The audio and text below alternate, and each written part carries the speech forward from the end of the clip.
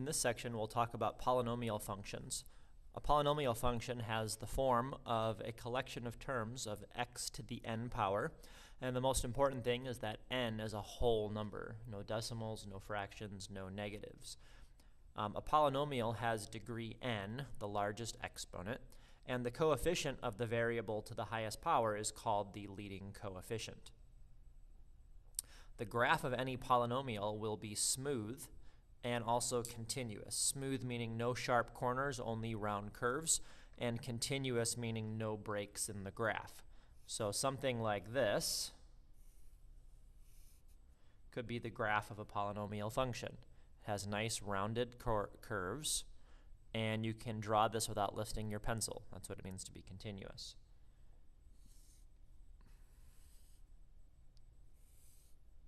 A graph that looks something like this is not a polynomial because it has this sharp corner right here. Okay? Or a graph that looks like this.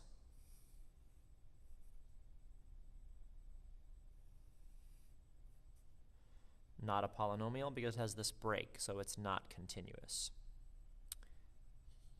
We're going to look at several features of the graphs of polynomials and their connections to equations in this section. The first connection we want to look at is called the end behavior. The behavior of a graph to the far left or the far right is called its end behavior. The graph of any polynomial will always rise or fall without bound on its ends. You can determine the end behavior of any polynomial simply by looking at its equation and using what's called the leading coefficient test. The leading coefficient test uses the degree and leading coefficient in determining the end behavior of the function. So the leading coefficient test there's two parts to it. One is for odd degree. If you have odd degree and your leading coefficient is positive, the graph will fall to the left and rise to the right. If the leading coefficient is negative, the graph will rise to the left and fall to the right. If your polynomial has even degree, then the leading coefficient test says that if the leading coefficient is positive, then the graph will rise to the left and rise to the right. And if your leading coefficient is negative, the graph will fall to the left and fall to the right. So example 1, use the leading coefficient test to determine the end behavior of the graph of f of x equals x cubed plus 3x squared minus x minus 3. Okay, so you want to do two things to use the leading coefficient test. First, make note of the degree. Degree is the highest exponent, which is 3. So it's odd degree. And also look at the leading coefficient. We don't have one, so it's implied to be a positive 1. And so leading coefficient is positive. So matching that up with our test, odd degree, leading coefficient positive, this means that my graph will fall to the left and rise to the right. So there's our end behavior. Example 2, use the leading coefficient test to determine the end behavior of the graph of f of x equals negative 4x to the third power times x minus 1 squared times x plus 5. Okay, so this one's a little more involved since the polynomial is in its factored form. Okay, you have one similar to this in your polynomial functions example at the top of your note sheet, where I showed how you can go through and FOIL something in factored form to uncover its degree. So rather than completely foiling this, we're going to go through and examine what would happen with the highest powers of x from each factor. How would they combine if we were to FOIL? So specifically, we want to look at x cubed, x with the squared out here, and this x right here. So if we were to combine these by FOILing, we would have an x cubed times an x that's going to be squared. So x cubed times x squared, that's going to be x to the 5th power if we multiply those. And then times another x to the 5th power will give us x to the 6th power. So if we were to FOIL, we would get an x to the 6th power. And that would be the highest x, because that's the highest x in each factor. So it's even degree. And then we also want to look at the leading coefficients. Okay, and here we have -4, 1x, and another 1x.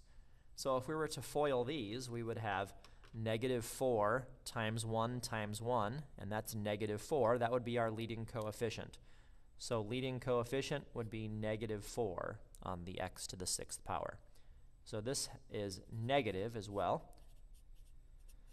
So matching this up with our leading coefficient test, even and negative, this is going to fall left, and it will also fall right.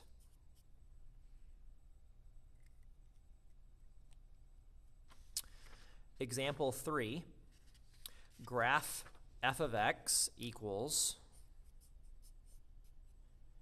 -x to the 4th power plus 8x cubed plus 4x squared plus 2 on a calculator, and determine if the calculator is showing the complete graph by examining the end behavior. Okay, so we want to graph this on our calculator, so turn your calculator on. Okay, and go to y equals, clear anything that's there already. Okay, and type in negative, remember use the negative sign, not the minus sign, x to the 4th power plus 8x cubed plus 4x squared plus 2, and then hit graph.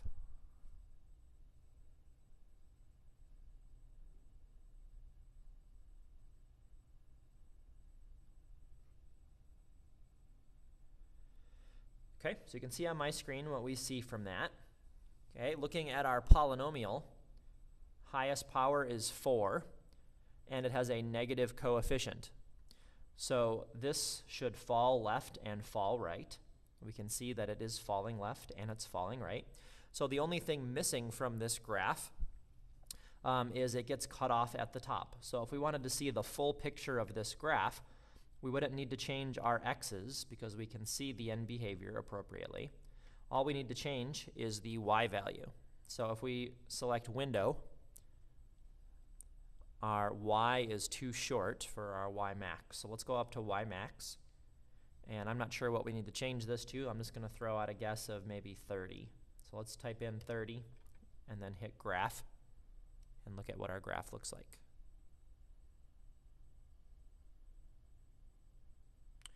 Okay, still not good enough because it's still cut off at the top, so we'd want to make this even bigger. So window, let's change y max, let's double it, let's say 60, and then press graph.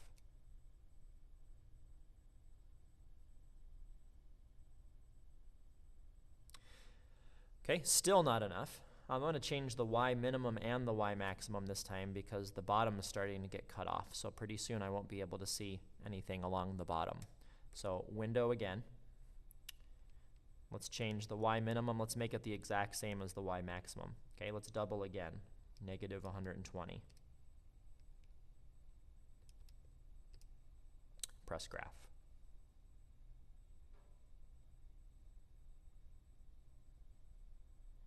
Okay, still cut off. So window, let's double it again. Negative 240. Positive 240. Graph.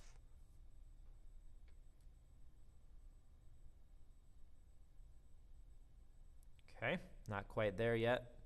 Okay, if you ever get tired of guessing your window, another way that you could do this is press zoom. Okay, and then rather than doing a guess and check, we could use what's called zoom fit. And what this does is it lets the calculator guess what you want to see. So if I press zoom fit and press enter, calculator will do some thinking.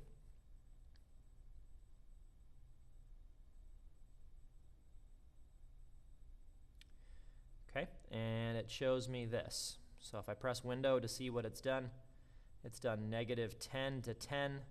Y min, it's made for some reason negative 17,000. Y maximum 585. But that at least gave me the Y maximum. So if I change my Y minimum to 585, press graph. Oh, and sorry, I meant to say negative 585. Press graph. Hopefully now I can see the whole entire graph. Okay, so there's the full graph of the polynomial. The end behavior was correct, so that clued us in that the x values were fine. Just needed to adjust the y values. So you can go through the guess and check process, or you can use zoom fit. The calculator will do its best job to give you what it thinks you want to see, and you can adjust from there.